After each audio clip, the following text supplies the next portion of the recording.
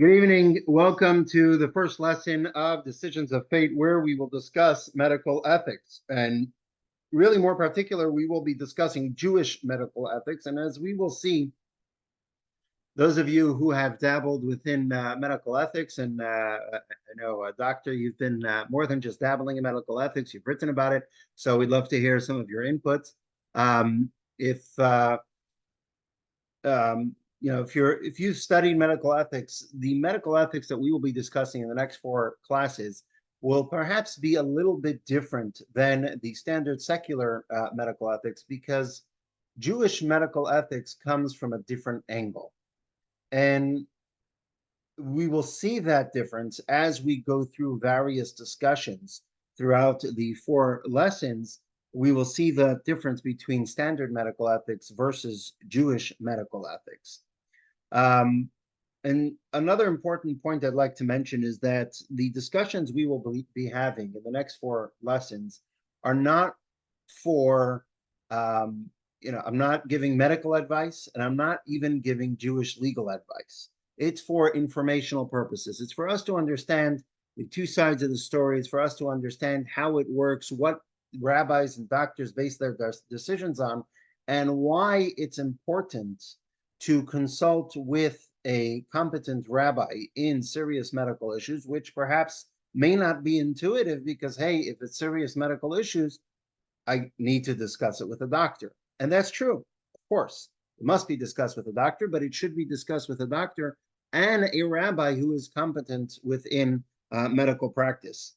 I guess it's important for me to make that disclaimer. I am not such a rabbi. I'm not well versed in medicine and in the Jewish laws pertaining to medicine. I know a lot of the topics, but again, informational purposes, and I can direct you to a medical a rabbi who is proficient in in medicine. And I have been, unfortunately, or for the fact of life, I guess.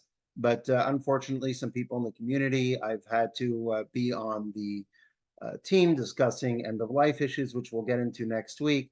And primarily, I'm there just to be a kind of a go-between the family and the doctors and the rabbi who I consult for medical issues.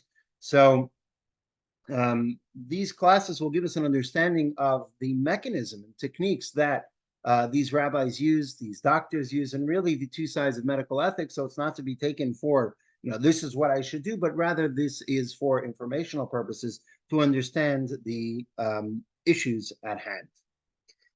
But that being said, it brings about a reminder of a story. They say there are three people: a doctor, a neurosurgeon, and a insurance broker, who come to heaven after 120. And the ministering angel is there and deciding who goes where. And the doctor comes up and says, look, I had a clinic. It was open for all. I didn't charge. It was for, sliding scale, whatever anyone was able to pay, that's what they paid. And I healed thousands of people. The angel says, you know what? That's good. You can go right into heaven. The neurosurgeon comes up and says, look, I did charge, and I charged a pretty penny, but hey, I was a good surgeon. And because of me, there are hundreds of people who are walking around healthy, happy, spending time with their family, doing good deeds. And it's thanks to me. The angel thinks for a moment and says, all right, go ahead. You're free to go into heaven. The insurance broker comes up and he says, look, I may not be a doctor. I may not be a surgeon, but you know what? I spent a lot of time making sure that people can afford medical help. The angel thinks to himself, and he says, you know what? That is absolutely wonderful. And he turns to the insurance broker and he says, as soon as they are approved, I'll approve you, and then you can go in.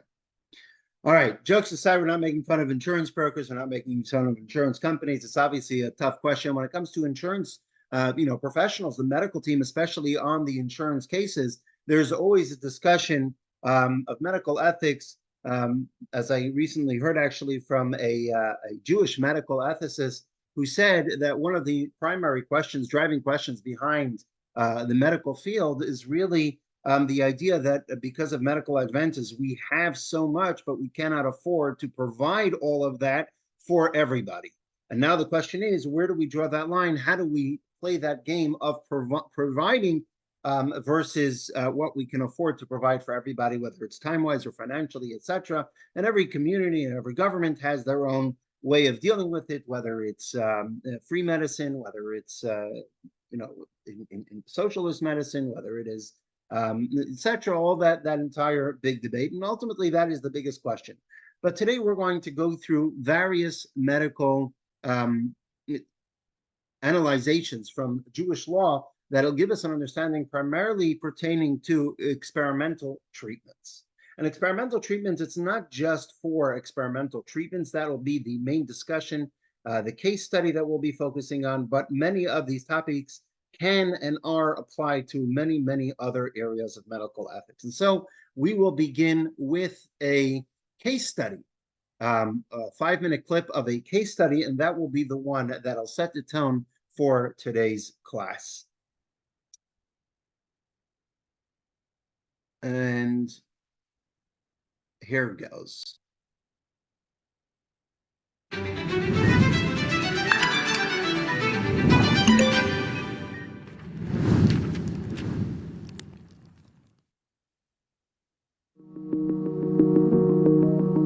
When Radha Patel first entered the world, nothing seemed amiss. She was a bright-eyed child who had met her early milestones until it came to walking. She went for physical therapy, but her initial progress suddenly slowed dramatically. Soon after her second birthday, Radha was given a brain and spine MRI and genetic analysis. The results were devastating. MLD, metachromatic leukodystrophy. So, metachromatic leukodystrophy, or MLD, is really a devastating condition. It's a single gene disorder. Children are born normally, but in the most severe form of the disease, after a year or so, they start to lose normal function. They stumble, they lose the ability to walk, they're confined to wheelchairs, they have epileptic seizures.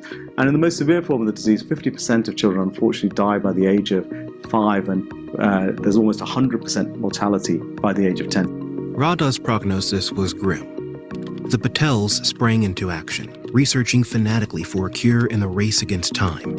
Surely, they reasoned, in an era of gene editing technologies, there must be a cure for a single enzyme deficiency. Sure enough, Shire, a biotech company specializing in rare disease solutions, was developing an MLD treatment. But there was a catch. Medicines require extensive testing and collaboration. The good news was that Shire had started the process. Their phase 1 trial delivered the required rudimentary degree of safety and effectiveness. Shire was gearing up for phase 2, a comprehensive trial to complete the process. The bad news was that the second trial would occur in several months' time, and that would be too late. For the drug to be effective, Radha needed it immediately. But the Patels were optimistic.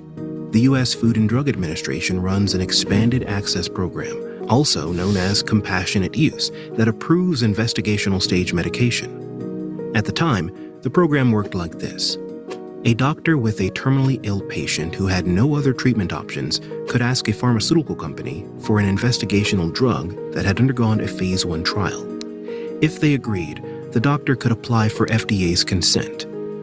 With those 2 approvals in hand, the patient could access the coveted cure. On their end, the FDA simplified the procedure and granted almost all requests. However, getting the companies to agree was another story. Companies need to demonstrate that their products are safe for public consumption. They are reluctant to provide a drug prematurely outside of a clinical trial. What if the patient suffers injury or death for reasons not directly related to the drug? Will that unfairly torpedo their chance of receiving FDA certification? That's a valid concern, which the FDA has addressed, but for some companies, it is not enough. Corporations have another fear. If they freely provide individuals with experimental drugs, they will have a hard time finding candidates to participate in their trials. Put simply, they might save a few lives in the interim, but fail to complete a drug that could save countless future lives. Is that concern valid in a case like Radha's? Certainly not. If a patient with a fast-moving disease is not treated immediately, they will be unavailable for future trials. Radha's doctor asked Shire for the drug. To their dismay, the request was denied, with no clear reason provided. All approaches to the company were rebuffed, and Radha's only hope was dashed. The federal government has since allowed terminally ill patients and their doctors to bypass the FDA. Good news, in my opinion, actually unadulterated good news. The right to try legislation has passed the House. This bill allows terminally ill patients to try experimental drugs and treatments that may not have received FDA approval. However, it refuses to force the hands of the pharmaceutical industry, and the keys to life remain in the pocket of individual corporate decision-makers. This leaves us with some dilemmas. Experimental drugs can be highly potent. They have not yet been approved as safe and effective. Is it appropriate to supply them to people suffering from life-threatening illnesses? And if so, under which circumstances? And is it appropriate for governments to compel drug companies to provide access? If so, under which circumstances?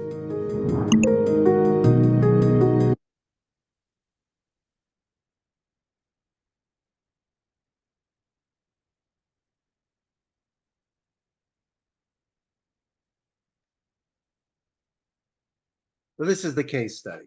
It's an unfortunate case. It's a true story. I don't recall the outcome of the story. If you'd like, I can send you a link to a video that discusses what occurred. What was the, let's see if I can check it quickly.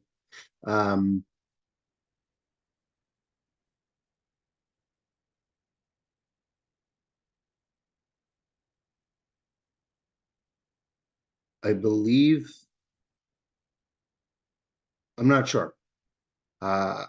She may have received some sort of therapy. I don't recall the outcome. Either way, it's a sad story. It's an unfortunate story, and it's a story that happens time and again, unfortunately, in many different areas. And really, the question is, following this story, we see this aspect of it, of the right to try. There are those who are against it because A, it's dangerous, B, it may be ineffective, and C, there may cause unnecessary suffering to the one who is trying it. But there are those who are pro it, and they say, look, people can make their own choices, make it available to them. And why are you adding regulations? Why are you adding red tape? Let them go ahead and try it if that's what they want. And we may have our own opinions. What would we do? What do we consider? And the question is, are we making informed opinions? Informed based on what? And that's what we're going to discuss today. What would be the Torah's position from the Jewish perspective? What is the ethical position to this question? Is it appropriate for a child like Radha to take this medication? And perhaps it could be extended to, can a governing body compel the pharmaceutical company to share this medication? Second question is not going to be focused on that much. Primarily, we're going to focus what are the pros and cons, or what are the obligations, so to speak, of an individual when it comes to taking an experimental drug. In order to understand that, we're going to take a step back. We are going to put the story on the side, and we are going to dig deeply into medicine within Jewish law. Let's begin with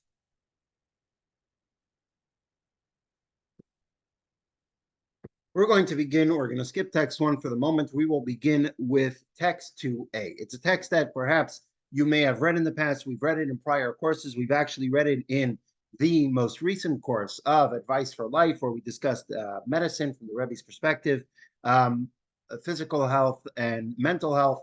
So it's a text that you may be familiar with. Let's have a look at text 2a. Text 2a on page 9, the text is a quote from the Torah, the book of Shemos, chapter 21, verse 18 and 19.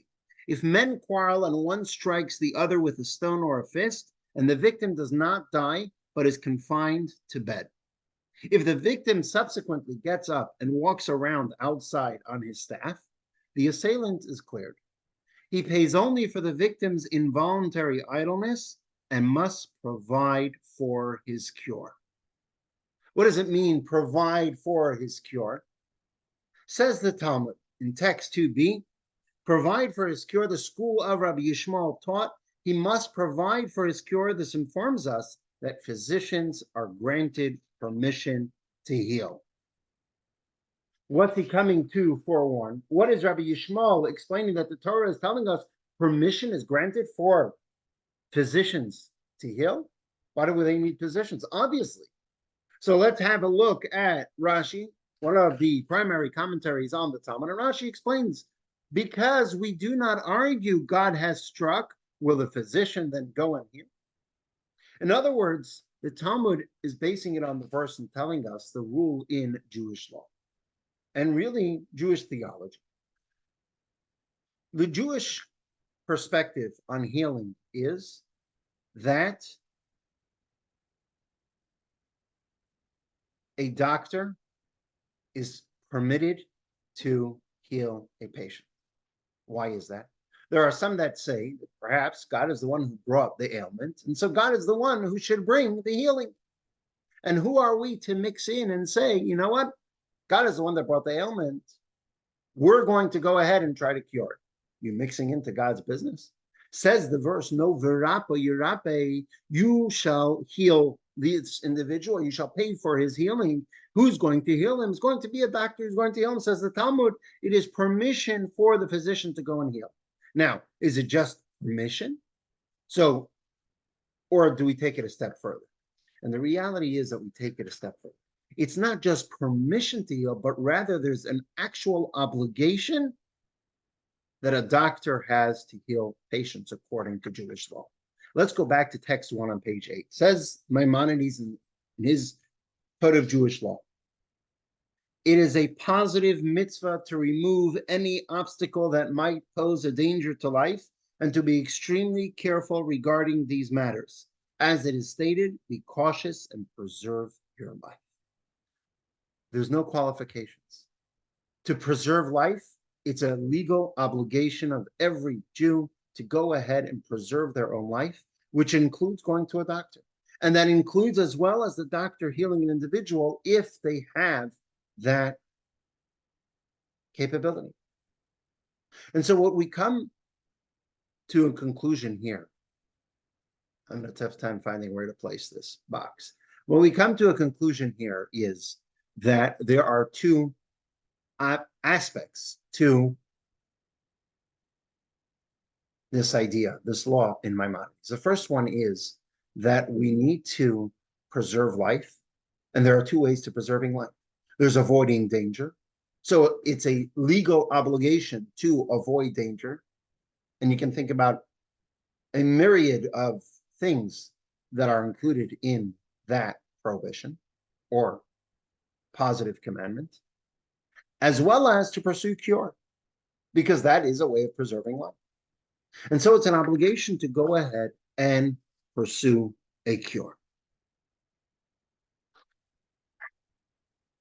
Some authorities actually maintain that connected to preserving life is not just pursuing a cure, but actually it's a positive mitzvah to maintain a healthy lifestyle, so much so that there is a commentary that explains that perhaps one is obligated to undergo eye exams regularly in order to preserve and to ensure healthy vision. That's how far we take it, this idea of going to doctors. What is the theological backing to this concept? So we have a fascinating story that is related by the Midrash, text 3 on page 15, perhaps 16 in the English. The Midrash tells the following story. When Rabbi Yishmael and Akiva, the two great rabbis, and one other individual strolled the streets of Yerushalayim, they met an ill man. Rabbis, he asked them, tell me how I might be cured. Do such and such until you are cured, they replied. Who afflicted me? He pressed. God, they responded. You have interfered in an area beyond your jurisdiction, the invalid retorted. God afflicted me, and you advise me how to be cured? Are you not defying God's will? What is your occupation? The rabbis questioned him. I'm a farmer, he replied. This is my scythe in my hand. They pressed further. Who created the vineyard? God, came the reply. You interfere in an area beyond your jurisdiction, they countered. God created it. You're cutting its fruits. Do you not see the scythe in my hand? He rejoined. If I did not plow, trim, fertilize, and weed, nothing would grow. Foolish man, returned the rabbis. Have you never heard the verse, as for the human, their days are like grass? Just as a tree will not sprout without the farmer weeding, fertilizing, and plowing, and after sprouting, it will not live without water and fertilizer, but will die. The same is true of the human body. Drugs and medications are its fertilizer, and the doctor is the farmer. What are the rabbis saying? The rabbis are telling this individual that we can't say that when it comes to everything else, it's perfectly fine to, quote unquote, interfere with the divine, but when it comes to medicine, we're not allowed to. No, it doesn't work that way.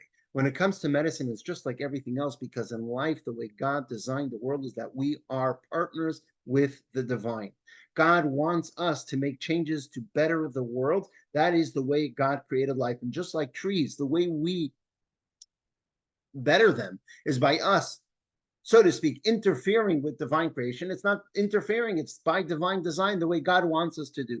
This way, when it comes to the same way, when it comes to healing, it is our obligation to interfere with what God did, so to speak. In other words, God forbid it's not interfering. This is actually what God wants us to do. God created us as imperfect beings in order to better us, in order to better the world around us. And so when it comes to healing, it's actually an obligation to go ahead, and this is what God wants from us, to go ahead and heal ourselves. And Maimonides actually takes it a step further. Maimonides fascinatingly says that not only is this by divine design, but actually that medical treatment is a blessing that was created by God. And this is why we have to give thanks to God when we are healed, even by a doctor, because ultimately the healing process was put in place by God. Have a look at text 4. If a person is hungry and eats food in order to relieve themselves from the great discomfort, would anyone suggest that they have abandoned their trust in God? Only fools would posit such a thing.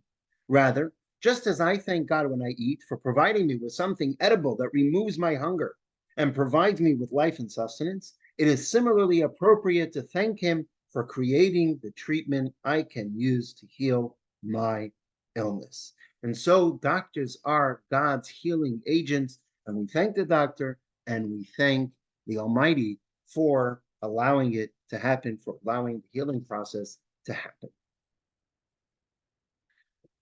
So much so that in our Amidah, in the prayer, we thank God for healing us. We ask God to continue healing us, and we thank God for continuing to heal us.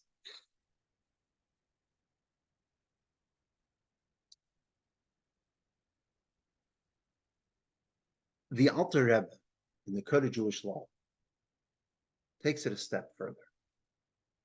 And this is a powerful and important statement because really it'll guide us as we go through medical ethics. And perhaps this is one of the differences between general medical ethics and Jewish medical ethics. The Alter Rebbe says a statement in the Code of Jewish Law as follows, text 5, page 18. It is forbidden to hit another person even with their consent.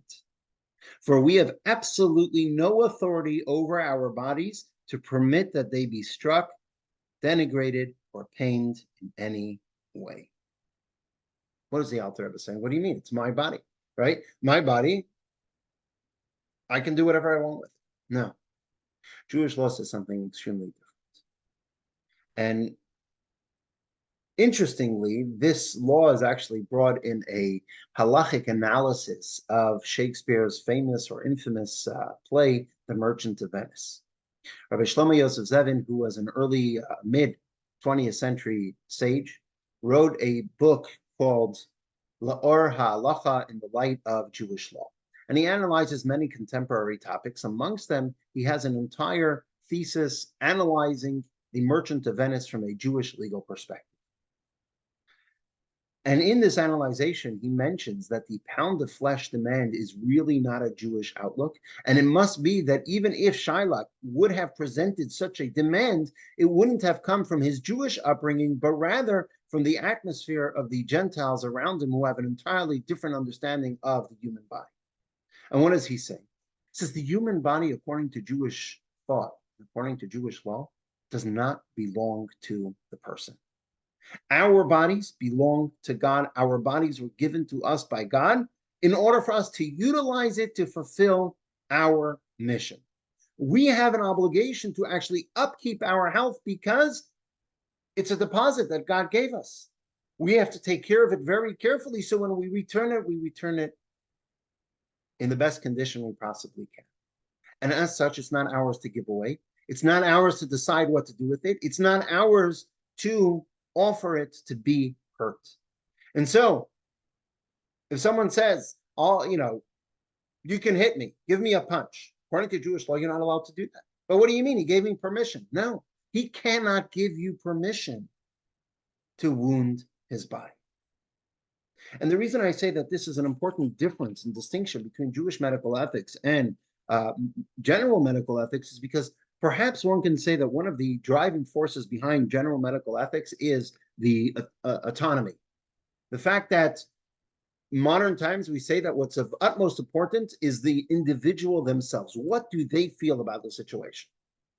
Which automatically would mean that if there's an individual who feels that he wants to hurt himself, according to modern medical ethics, it's perfectly fine for a doctor or a individual in control to allow an individual to hurt themselves. And perhaps that is the conversation when it comes to medically assisted suicide, which I believe we'll touch upon in a further course, and many other areas. In Jewish law, there's no such thing. It's not ours. So it's not us, it's not our autonomy to a degree. We do have somewhat of autonomy, but that's only in healing our body and in making tough decisions where Jewish law does not give us clear directives to go one way or another, as we will soon see, but it does not in any way, shape, or form give us full control or full ownership over our person, over our body. And so protecting our health and our bodies is not a choice. Protecting our health and body is actually an obligation that we have, and perhaps we have, to help others to protect their body and their health.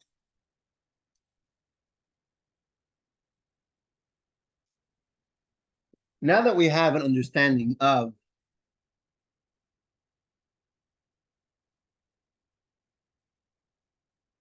Jewish general overview of the Jewish approach to health, we can now get back into the story and perhaps analyze the medical sides to it. Just a moment. Having some technical issues here with the computer. Give me just a moment, see if I can fix the issue.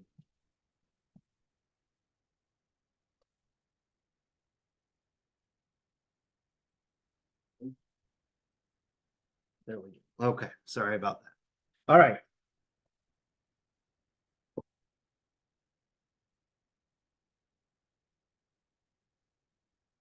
When we come to preserving life, right, we mentioned that in the beginning, the overarching concerns are to avoid danger and to pursue a cure. Generally speaking, these two are perfect. They're complementary. They work hand in hand. Avoiding danger, right? Don't jump in front of a driving car. Perhaps some would say don't skydive.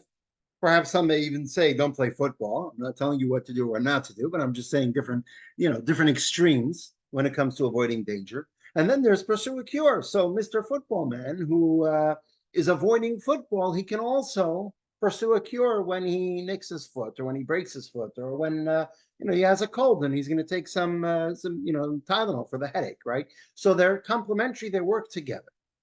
There's just a problem. In the case study that we have here, when it comes to experimental treatments, avoiding danger and pursuing cure come into some tension, right?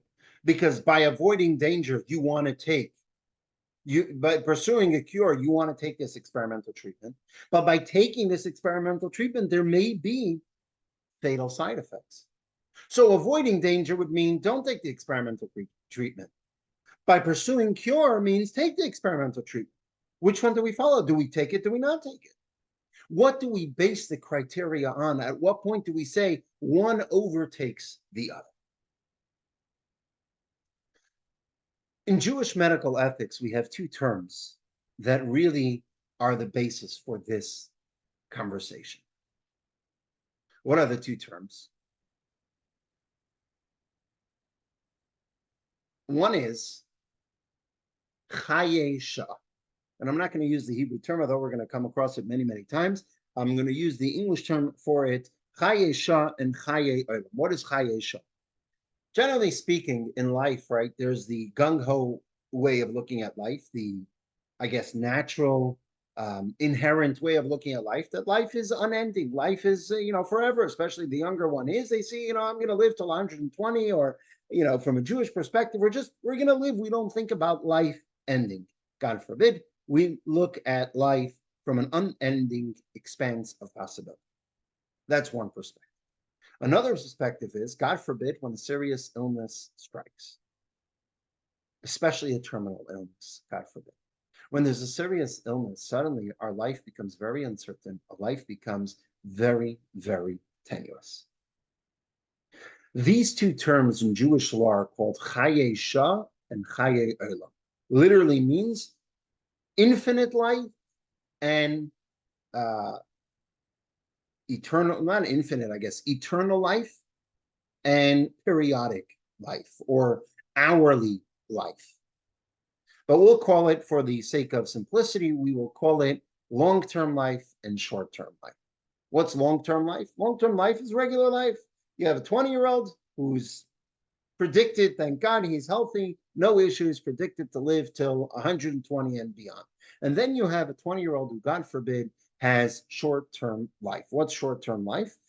For example, an individual, life is failing, they have a terrible disease, they have cancer, God forbid, and life expectancy is 18 months. That is called short-term life. When it comes to short-term life, people look at life and say, you know what? There's nothing left to lose. Let's try everything. We tried chemo, we tried radiation, we tried removal, we tried all that. Now there's a new drug that is being floated by some, pharmaceutical company that perhaps they say that there may be life expectancy. That individual is willing to take that risk, even if it's a short-term gain. Perhaps that, or may not even be any gain. Maybe this individual has an 18-month life expectancy, but by taking this experimental drug, there is a chance it'll go till 36 months, but there's also a chance that it'll be cut short to 5 months because of the experimental drug, because it's experimental. There is no degree of certainty when it comes to it. And then there's the individual who's in the other mode, the long life mode. And the long life mode is we're not taking risks that are unnecessary, especially such risks. Now, when it comes to short-term life, the general perspective is what I just showed. There's nothing to lose. It's absolutely nothing to lose because the patient's lifespan is already limited. And so why not take the drug? The Jewish perspective is very, very different. According to Jewish law, there's always something to lose.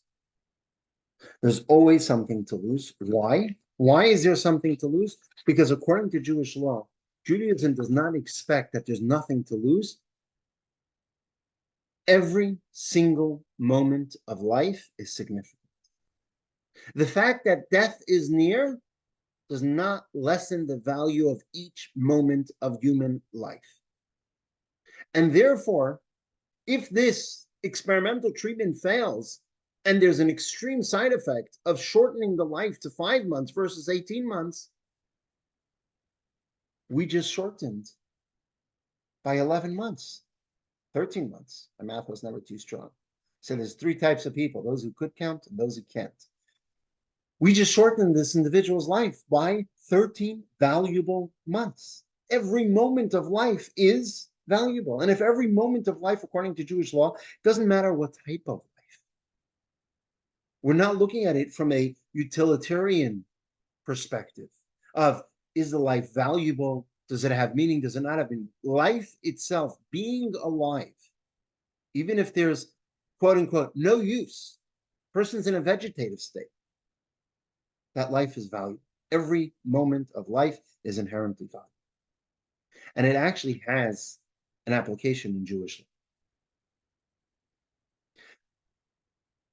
On Shabbos, we're not allowed to deal with mundane things, including in that is on Shabbos, we're not allowed to handle stones if there's no purpose for them. We're not allowed to carry in a public domain. These are prohibitions on Shabbos. Yet if, God forbid, there is a building collapse, 100% not only we're permitted, but we're obligated to go ahead and remove those stones, remove that barrier, doesn't matter if it's in public domain, remove those items of debris in order to ensure that no one is under the debris. Now, what happens if there's no people? We're certain there's no people under the debris, and we're not allowed to touch it. What happens if we know someone's there? We have an obligation to go look. What happens if we're unsure? We're unsure. We don't know, is there a person in that mess, in that collapse, or is no one there? So the Code of Jewish Law says, in that case of uncertainty, we are obligated to go ahead and find that person, because even if we're uncertain, even if it's a 50-50 chance, even if it's a 5% chance, that there may be someone there, was a vacant building, it's been vacant for decades, but there is a chance that there is one person there, we have an obligation to go ahead and move those stones, carry them, transgress Shabbos to go and find that person. What happens if, as the individuals are digging, they know there's only a chance that there's one person there, there's guaranteed no one else, and they stumble across this individual as they are removing the debris, and they notice that the way this individual is crushed under the collapse, he has maybe an hour left to live. Maybe. If they remove him from the debris, now he'll have 2 hours left to live. But it's impossible for this individual to live longer than that. His arteries are severed, perhaps, or I'm not sure of medical condition, situation. But it's such a terrible crushing that this individual, even if he'll be safe, he will not live longer than 2 hours. Do we say that because it's only 2 hours, just leave the individual there and now we're no longer permitted to move the stones? Or do we say, no, every moment of life is valuable? And obviously, based on what we just spoke about, what is the ruling? The ruling is, even if it's just to add 1 minute of life, we say transgress Shabbos 100% as if it's saving a life that will live for eternity. Have a look in text 6 from Maimonides, in the laws of Shabbos. If a building collapses on Shabbos and we are unsure whether someone is buried beneath its rubble, we must clear the rubble as a potential rescue attempt, although such activity is generally prohibited on Shabbos. If we indeed discover a living person, even if they are crushed by debris to the extent of being mortally wounded, we nevertheless continue clearing the rubble off the victim to allow them to live a short while longer. Because every moment of life is important, not because of the potential they have for human accomplishment, or because of tremendous value, or because of tremendous value they will contribute to society, but simply because of the value and sacredness of each moment of life itself. And that being the case, let's get back to the case of Radha. If she's given this drug, we can say there's nothing to lose. Right? Oh, there's nothing to lose. Obviously, life expectancy is only till 8 years old, so let's give her this drug. No, can't say there's nothing to lose. It only went through phase 1. Perhaps this drug, God forbid, if it's given to Radha, it'll shorten her life expectancy by a year. Every moment of life is valuable. At the same time, there is potential for tremendous gain. At the same time, if she's given the experimental treatment, it may extend her life for an extra year. It may extend her life for an extra 5 minutes. So do we say we take the drug because it may extend life for 5 minutes? Or do we say, don't take the drug because it'll shorten life? It may shorten life for 5 minutes. Is there a way to resolve this dilemma when there is so much to lose on either side from the Jewish perspective?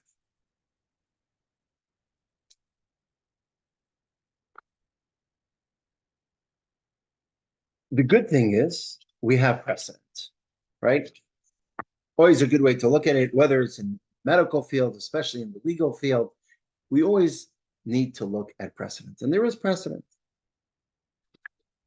What's the precedent?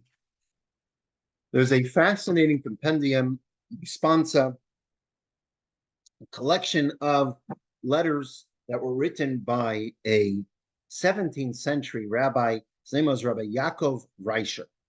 Rabbi Yaakov Reischer was a fascinating rabbi. He lived in Austrian-Hungarian Empire, if I'm not mistaken. He lived in Prague, in Worms, in Metz, in various German cities. A great rabbi, and he wrote many, many letters of advice to various people. If I'm not mistaken, some of his responsa is not real responsa. It was responsa that he wrote to share ideas. In other words, he created the question in order to give the answer. I'm not certain. I believe it's some of the letters, definitely not all. Either way, he addresses this question. This question was asked to him about a certain situation, and he is addressing this question. Once again, this is in the late 17th or early 18th century. I'm pretty sure there isn't an actual date on the letter yet. We know that he passed by 1733, so it definitely had to be before then. Let's have a look what he says. Text 7a, interesting precedent where he poses this exact question. And we'll see similar, but not exact. I received an inquiry submitted by an expert doctor regarding a terminally ill patient. The unanimous medical prognosis is that the patient will die within the next couple of days. However, the physicians suggest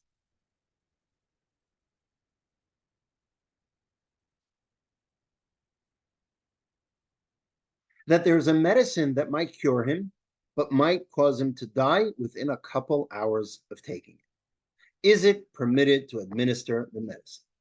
Right? Identical question. Here's a guy, he's dying. He's definitely the medical prognosis that he's going to die within a day or two. There is a experimental treatment. There's a possibility that this treatment will lengthen his life, but there's also a possibility that it will kill him within an hour or two of taking the medicine. Is he permitted to take this experimental treatment? Literally our question. And he answers as follows. My response is that this is a matter of life and death, which therefore requires exceptionally careful consideration. It is necessary to thoroughly review the relevant passages of the Talmud and halachic codes, for one who kills a single individual is considered as having destroyed an entire world. And conversely, the act of saving a single individual is considered as having sustained an entire world. And he discusses this question. He presents the importance and the severity of the decision. And then he says that at first glance, it should be prohibited to take this experimental treatment. Why? Apparently, he continues in text 7b on page 22. Apparently, it would seem appropriate to apply the principle of shaah ve'al tasa. It is preferable to let the situation sit where it is and to make no proactive move out of concern for the preservation of chayei shaah, short-term life. This consideration applies even in the case of goses, a dying patient in the final throes of life. What's he presenting here? He's presenting here a Talmudic concept, and it's also a Jewish legal concept. The concept is shev ve'al tasa, sit and do nothing. Perhaps it has a parallel in the trolley question. It's not exactly the same, obviously. It's very different, but the idea of, right, if a trolley is coming down the road and it is either going to go straight ahead and kill a few people who are in its path, or if someone does an act of changing the tracks, it'll go off path and it'll only kill one person. What is the moral obligation of this individual? Should he sit and do nothing and let it just take its path because he's not actively killing someone? Or should he move and actively kill someone, but on its way, he's going to be saving a number of people? That is the trolley theory, the trolley question. I don't know exactly, but this is a similar statement, but it is not exactly the same, obviously. The rule of Sheval Tasa is, because we don't have a clear-cut decision in the Torah of what to do, and it is a very serious issue, there is pros and cons on each side of the coin. Do we say that the individual should take this experimental drug because it may lengthen their life? Or do we say don't do anything because, God forbid, if the individual takes experimental treatment, it may shorten their life? Now, we don't say definitely, either way, this guy is dying in 2 days. Either way, this guy is going, if you don't do anything, he's definitely going to die in 2 days. So we may as well try. No, because we give credence to short-term life, because every moment of life is important. And so based on this ruling, Rabbi Reisher is saying that initially, perhaps at first glance, we should say that in this case, because short-term life is of absolute importance, the sacredness and value of every moment of life is important. So Sheval Taisa, it's not up to us to shorten one's life even by a few minutes. And so in this case, where he has prognosis of 2 days, but if he's giving the experimental drug, it may shorten it to 2 hours, we should sit and do nothing. Don't actively end his life, even if there is a chance it'll lengthen his life.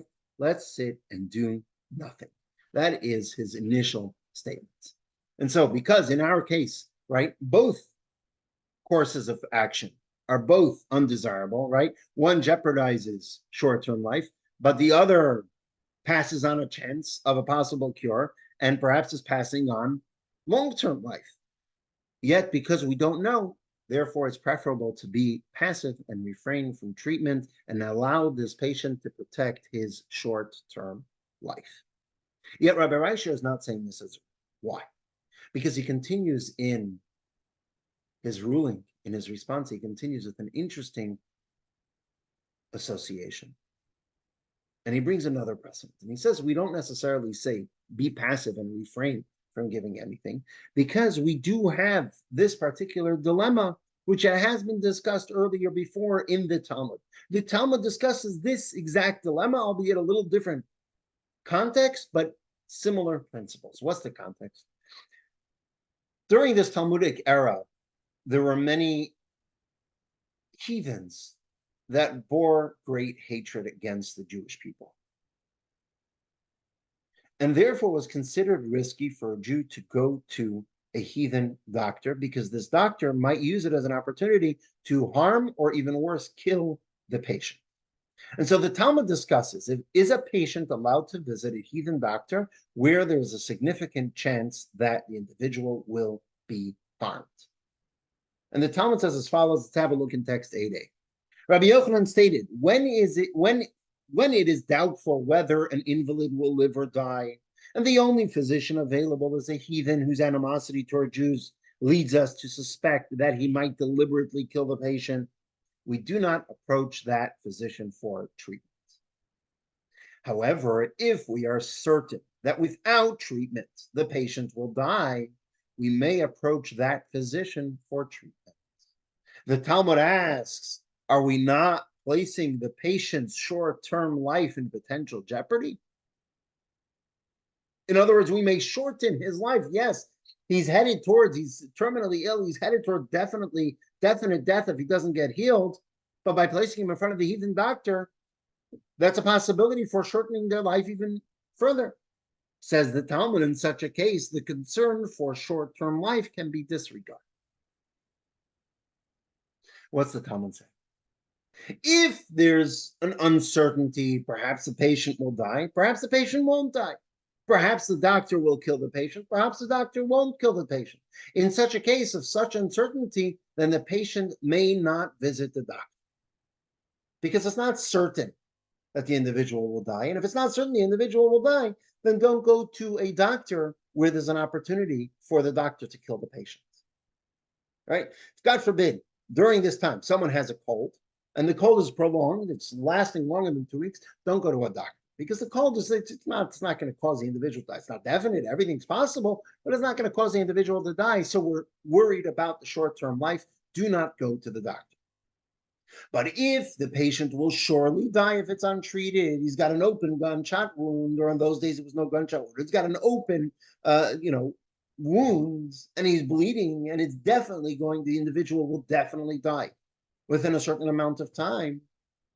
Says the Talmud, even if there's a possibility that the doctor will kill the patient, nonetheless, the patient should still go to the doctor. Why? Back to what we said earlier. In other words, what do we see from here? That in some cases, we do not care for short-term life.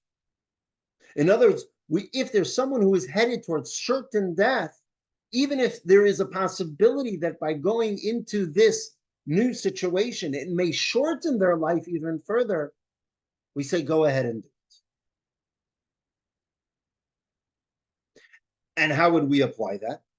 We'd apply that to Radha's case and say that because she's headed towards certain death and there's an experimental drug, yes, the experimental drug can shorten her life, but similar to this case, because she will surely die if untreated. Now, this drug, like this doctor, perhaps it will kill her earlier, perhaps it won't. But what does the Talmud seem to be saying? She should take the experimental drug, because there is a chance it may lengthen. This question is not just theoretical, right? It's a question that comes up, this idea of going to a doctor. There was a case now, unfortunately, during the whole anti-Semitic tirade which is going on, crusade around the world. There was a doctor, a dentist in Miami. There was a letter that was sent by the congressman to the board of dentists that they should fire this dentist, because the dentist had issued the dentist apparently on weekends is an imam, and this imam / dentist has stated that Allah should kill the Jews, etc. The entire anti-Semitic slew of things, string of things. And so this congressman was suggesting that perhaps it's dangerous for a Jew to be in the chair of this dentist, because the dentist clearly showed his dislike and disdain for Jews, and obviously mentioned that the Jews should die. And so perhaps they obviously have an opportunity to kill a Jew if a Jew ends up in their dental chair. And this is a situation that actually occurred apparently after World War II, when Jews were in the DP camps in Germany. They had to rely in some cases on German doctors who up until a few months prior, or a couple of years prior, were royal committed citizens to the Nazi Reich. And yet here were Jews putting their life at the hands of these doctors. And from my understanding, there were some Jews who were put to death by these doctors because they had the opportunity. So this is a real question. And here we see that the Talmud is giving us direction for this ethical question. Do we say Radha should take this experimental treatment, even though it may shorten her life, and so there is a concern of it removing short-term life? And the Talmud here seems to imply that she should take the experimental treatment because there is a possibility it will prolong her life. Where does the Talmud get this? The Talmud didn't just make it up. The Talmud takes it from a story in the prophets, the book of Kings 2. The prophet tells the story of the king of Aram. The king of Aram was an enemy of the Jewish people. The Aramites were constantly harassing the Jewish people, waging war against the Jewish people. And in this specific incident, followed during the time of Elisha, the prophet, at this specific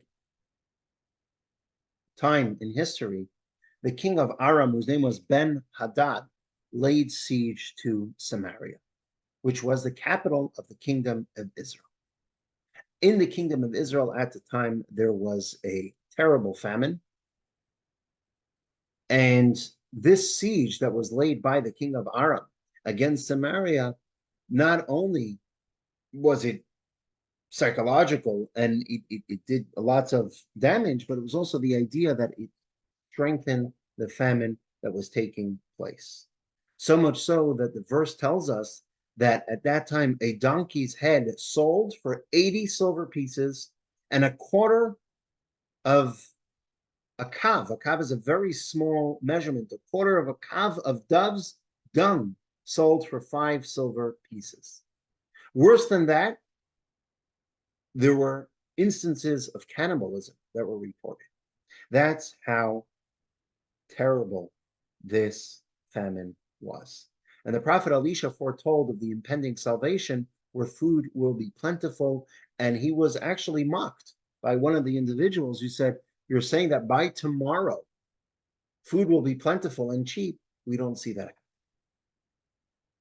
At that time, there were 4 lepers. Who were these lepers? There were 4 men who were stricken with tsaras. Tsaras was a biblical form of leprosy. It's not to be confused with modern leprosy, which is a skin disease. This was a divine leprosy, and these 4 individuals were plagued with tsaras, with this divine leprosy, skin disease.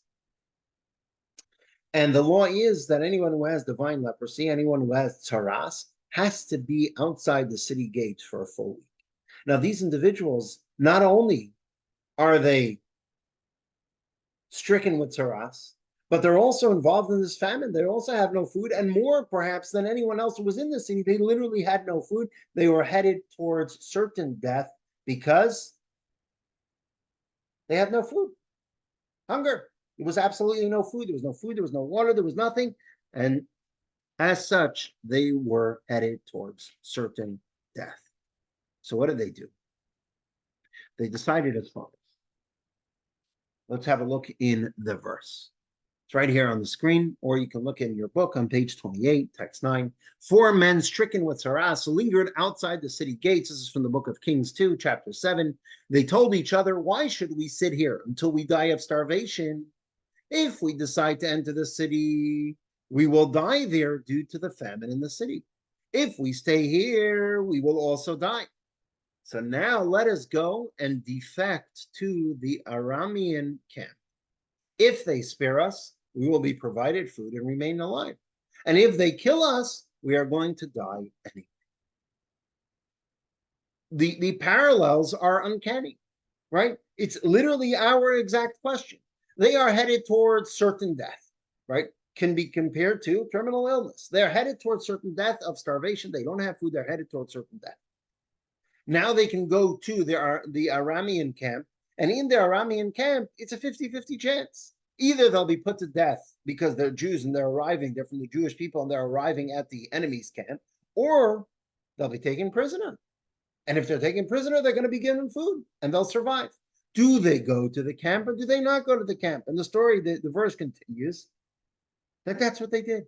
They went to the camp. In other words, they took that avenue to say that a potential long-term life disposes of short-term life. In other words, yes, they're headed towards certain death, but that may take another week. Versus going to the Aramean camp where there is a possibility they'll be killed instantly. So they're losing short-term life. But there is a possibility that they'll live forever, whatever, they'll live in, for a longer extended period of time, because if they'll arrive at the Aramean camp, they'll be given food. And they chose that. They chose to go ahead and go to the Aramean camp. Exactly the case in the Talmud, where the Talmud says, if an individual is certain to die, he can go to a doctor who has an opportunity to kill him. Because it's a 50-50 chance that the doctor will kill him. It's a 100% chance that the disease will kill him. Go ahead and take that choice, because we go ahead and we choose long-term life over short-term life. We can jeopardize short-term life for a possibility of long-term. Just to conclude the story, what happened? It says that these 4 men arrived at the Aramean camp, and behold, the Aramean camp was a ghost town. It was deserted. All their animals, the Arameans' animals were there. All their food was there. Sacks upon sacks of flour, of barley, of food was just all there. They literally picked up and ran without anything left, everything in camp. And these 4 men who were stricken with tsaras couldn't believe their eyes. They went ahead, they feasted on the food, they took some of the stuff, and they went into the city, and they told the Jewish people, this is what happened. The Jewish people couldn't believe it. and they went ahead and they checked to see if maybe it was an ambush. And once they analyzed and checked and encircled the area and were certain that it wasn't an ambush, they went ahead and put all the food into the city. And as Elisha had prophesied, this was the next day after he had prophesied, exactly as he had prophesied, the food suddenly was very cheap because there was an abundance. What had happened? The verse tells us that God made it sound like there was a tremendous army coming towards the Aramean army in the middle of the night, and they were so scared and spooked that they picked up and they ran, leaving everything behind. But what's relevant to our discussion? This idea seems to be exactly the same story. So now getting back to the question as presented to Rabbi Reischer in the 17th century, right? This individual who's supposed to be living, he has his prognosis is to live for 2 days. Yet if he takes his experimental treatment, there is a chance he'll live longer, but there's also a chance he'll die within 2 hours. Should he take it or not? Initially, he presented that perhaps we say sit and do nothing. Be passive because they're both undesirable paths of treatment. And so be passive and don't be proactive in taking this individual's life. But he said, no, let's not take that. Because let's follow the Talmud's ruling, which is based on this story of the Book of Kings, and that is that short-term life can be risked if failure to act will result in the loss of a chance at long-term life. Let's have a look in his words in text 10 on page 29. If the possibility exists for this treatment to completely cure the patient from his illness, we can certainly disregard the concern for short-term life. This approach has clear precedence in the aforementioned Talmudic case. Consequently, in our case, since the patient will certainly die without intervention, we ignore the certainty that he will survive on his own for a few more days and seize the chance of fully healing him. The above decision notwithstanding, and here's an important case, an important statement, disclaimer. A physician must not take this decision lightly. It is necessary for the physician to weigh the situation carefully, to consult with the other expert physicians in that city, and in case of divergent views, to abide by the consensus of the majority of experts and to procure the agreement of the local halachic authority. So what do we see here? We see here that this response from the other sources that he quoted clearly tells us that seemingly, right, in the case of Rada, she should take the experimental treatment. And perhaps if she should take the experimental treatment, perhaps you can say that the pharmaceutical company has an obligation to provide that experimental treatment to save her life for a potential for long-term life. And we disregard short-term. But it's not so simple. Why is it not so simple? Because there's another issue at hand. Or perhaps two more issues at hand. The first issue at hand is, what is short-term life? Right? We said that we can dispose of short-term life. We can risk losing short-term life for a benefit of perhaps gaining long-term life, for a chance at it. But what's short-term life? Is short-term life an hour, a day, a month, a year, 10 years? At what point do we say that's no longer considered short-term life? And we cannot put it at risk for longer-term life. And the second question is, how much risk is permitted? When we say you can take an experimental treatment, do we say it's an experimental treatment which is a 5% chance of success? Does it have to be a 50% chance? Maybe it has to be a 95% chance of success. At what point do we say that that is a risk that we are no longer permitted to take? And these two questions are discussed in Jewish law as well. Let's analyze the first. What is the definition of short-term life? The definition of short-term life, there are two opinions amongst Jewish ethicists. Let's have a look at text 11, which is from Rabbi Kook. Rabbi Kook was a late 19th century rabbi, early 20th century rabbi. He's perhaps most famous for being one of the first or the first chief rabbi of Israel and the ideological leader of modern religious Zionist movement. And he says as follows: The boundary, text 11, page 30, the boundary marking the transition from short-term life to long-term life is not clearly delineated.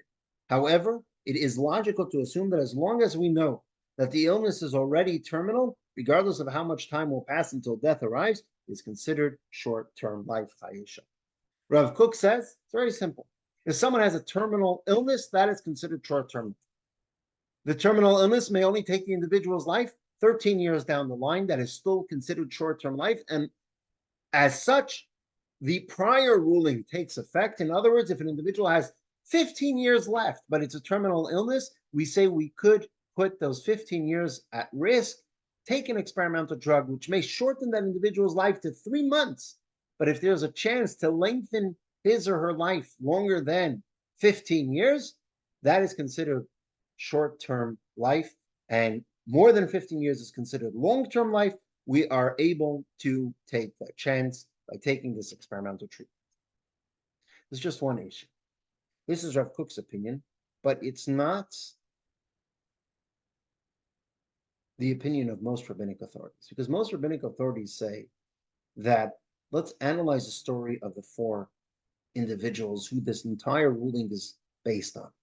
These 4 lepers, these 4 individuals, right? Death was imminent. It wasn't short-term life in a decade from now. Death was imminent. They had no food. They had no water. Their life expectancy at that moment was a week tops, right? How long can a person last without food and water? So the ruling, the source of the ruling is a story in the prophets. If the source of the ruling is that story, we have to look at that story and say that we can't say that life expectancy of 15 years is considered short-term living. And really,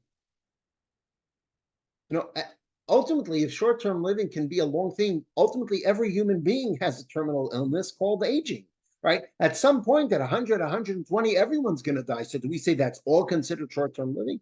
Where do you draw that line? So let's have a look in text 12 with another, really a contemporary sage of Rabbi Kook, perhaps a little earlier. He died in 1869, and he says as follows. The other side of the coin. He says the definition of short-term life is not clearly spelled out in Jewish law. It is clear that a life expectancy of 1 to 2 years cannot be considered short-term life, because if so, what is long-term life? After all, everyone is mortal, and what difference is there between 1 year, 2 years, or 100 years? Seeing that no one lives forever, are we to categorize all life as short-term life?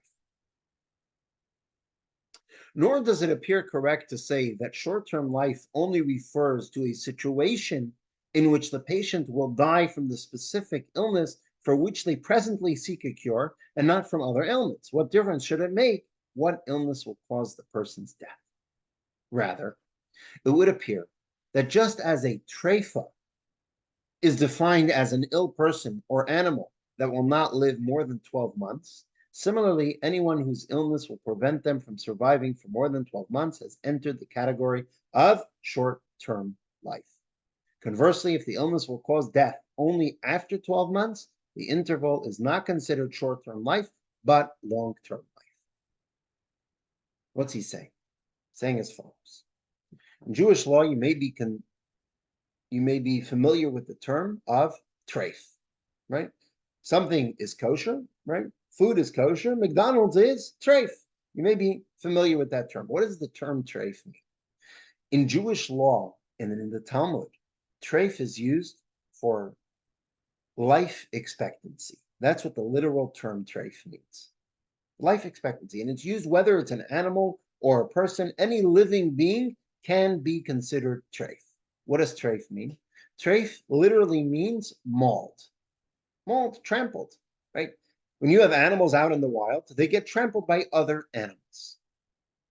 An animal, says the code of Jewish law, an animal that is trampled, and after analyzation, the animal will not live longer than 12 months because of being crushed by another animal or by anything else. This animal is not kosher, even if it's slaughtered according to Jewish law. Any animal which will die within 12 months is not considered a kosher animal, and even if slaughtered according to Jewish law, is still not kosher. And the Talmud says the same thing by a human being. And it's not just mauled, It's applied to any situation, an animal or a person who is sick and will not last longer than 12 months is considered a treifa, someone who is treif. How does that apply to Jewish law here? Says Rabbi Shlomo Kluger, who's the rabbi we're quoting here, he says as follows.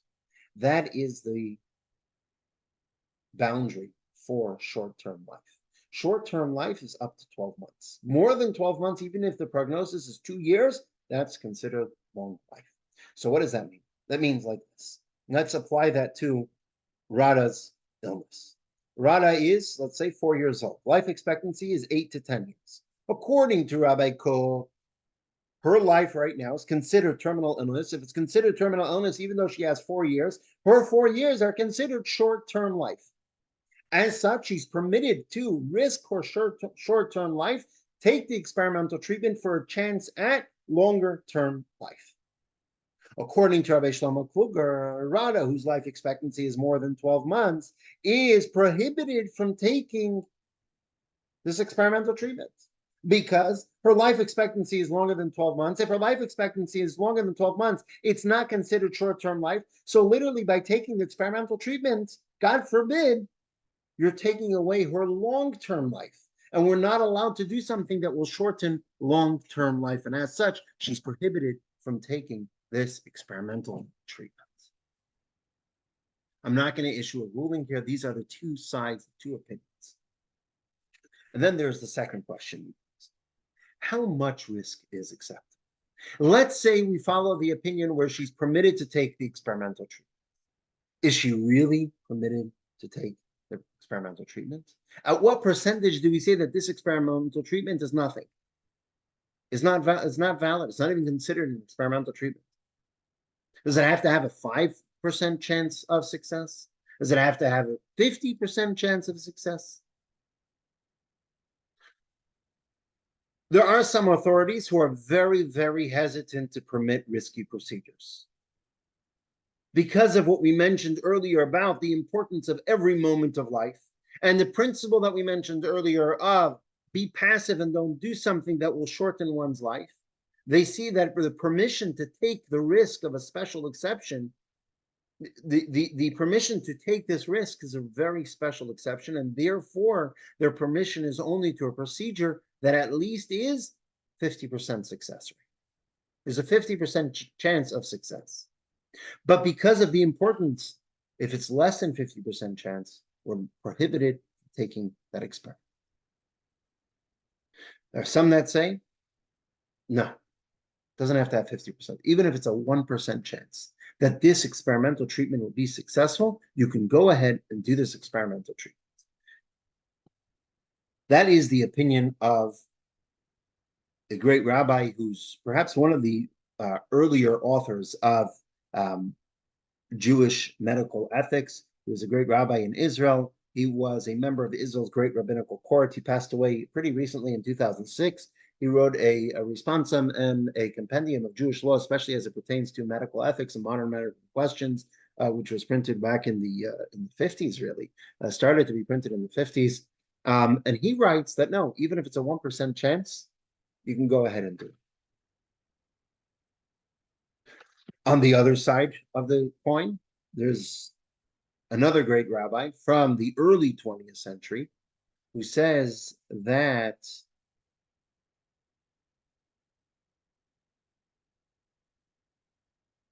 sorry, I switched them around. Rabbi Eliezer Waldenberg in text 13, he says as follows. This is the rabbi who wrote that publication on Jewish medical ethics. He says as follows. However, this permission to operate is valid only if the chances of life and death as a result of the surgery are equal. In other words, 50-50 chance. But not if, in the majority of cases, the patient will die as a result of the operation.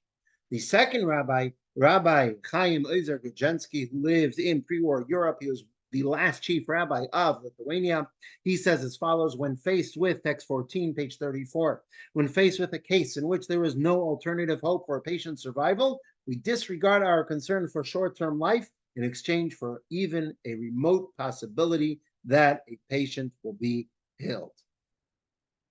Other are of the opinion that there has to be a reasonable chance of success. What is reasonable? Some say it's 25%, some say 30% chance, and they base it on various rulings in the Talmud. And yet others say that experimental drugs are out of the question. Why? Because again, let's look back to the story of the 4 lepers, right? The 4 lepers, what was the story? Their sickness was hunger. That was what was killing them. And what was the cure? Food. Food is what? It's not experimental treatment, it's a definite treatment. We know that food cures hunger. So therefore, there are some rabbis of the opinion who say it's only for proven cures. For proven cures, we can take any risk, but only if it's a proven cure. But there's a great rabbi, Rabbi Auerbach, who lived in Jerusalem. He's a great rabbi, passed away in 1995. He's a great rabbinic authority, especially as it comes to modern questions in Jewish law, and as well as medical ethics. He's quoted extensively by all contemporary rabbis who discuss Jewish medical ethics. And he says, no, it does not have to be an experimental treatment. Yes, the basis of our allowing experimental treatments or allowing questionable and risky treatments comes from the story of the 4 lepers, but we do say, and let's have a look in his ruling and conclude with this text, we do say the case of a seriously ill patient, text 15 on page 35, for whom the physicians see no hope of survival using standard drugs, is similar to a case of a last recourse surgery, which is permitted even though there is a risk that the patient will die immediately as a result. It is therefore permitted to use an unproven drug in this case. So what do we have here? What we have here and what we discussed tonight is really presenting various sides of the cases. I didn't issue any rulings. We didn't come with any decision.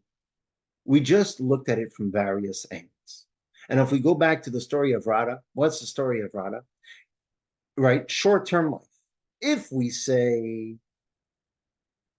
that short-term life is 12 months, right, then she's doesn't have short-term life. But if we say that short-term life is terminal illness, and she does have short-term, right? When it comes to this experimental treatment that the family was trying to get for her, the experimental treatment was not proven at all. It didn't have it was entirely experimental, right? So if we follow the opinion who says it has to be a risk of less than 50%, then she cannot take this treatment. Even if we say she has a terminal illness and it's considered short-term life, she still can't take it because the risk is greater than 50%. But if we say that you can take any risk, then she could take it only if we follow the opinion that says you can do experimental treatments. But according to the opinion that says you cannot take experimental treatments, in this case, she wouldn't be permitted to take this experimental treatment. But as I mentioned earlier, let's look at it from the pharmaceutical company. If we follow the most, perhaps you can say, lenient opinion of Rabbi Auerbach, who says that you can take any risk, right? And terminal illness is considered is the parameter of what we consider short-term life. And you can even use experimental treatments. Then in the case of Rada, the family has permissibility from Jewish law, from the Jewish perspective, to go ahead and use that medication. Perhaps we can say that there's also an obligation for the pharmaceutical company to make it available to her, because if something is permissible according to Jewish law, perhaps it may be an obligation as well. What we have here really is that when it comes to medical ethics, when it comes to these questions, there are so many things to analyze, so many angles to look at it, so many options to weigh, that perhaps from coming into it, we can say, simply, this is what the family wants. Of course they should do it. But no, according to Jewish law, they may actually be prohibited from trying something which has a great risk and is an unproven cure. Or perhaps because of the value that Jewish law places on every moment of life, perhaps because her life is longer than 12 months, if we follow the opinion that says that short-term life is only 12 months, perhaps she's not considered short-term life, and as such, the family is prohibited actually from giving her this experimental drug. Which really gives us an understanding that when we come to uh, rabbis who understand medicine, and we present these questions to them, they have the authority, they have the medical knowledge, and they have the legal knowledge to be able to make these decisions, these educated decisions. And really, we may think for ourselves, we have the knowledge, but we don't really, don't necessarily have the practical knowledge, especially as it pertains to Jewish law. We as a Jew have the obligation to follow Jewish law. And so when it comes to medical ethics, it's important to ask a rabbi. So this is what the topic of discussion today was: experimental treatments. Perhaps these ideas, we will come across them later on. Next week, we will discuss the end of human life, end of life, euthanasia, and everything that comes to it, which perhaps is more practical. We've perhaps come in contact with it with some of our loved ones, or in case of doctor, we've definitely come across it. I unfortunately, as a rabbi, have been involved in some of these cases and have been involved in the practical side of these conversations. And so it's definitely an important topic next week. Looking forward to seeing everyone next Tuesday evening and for lesson 2.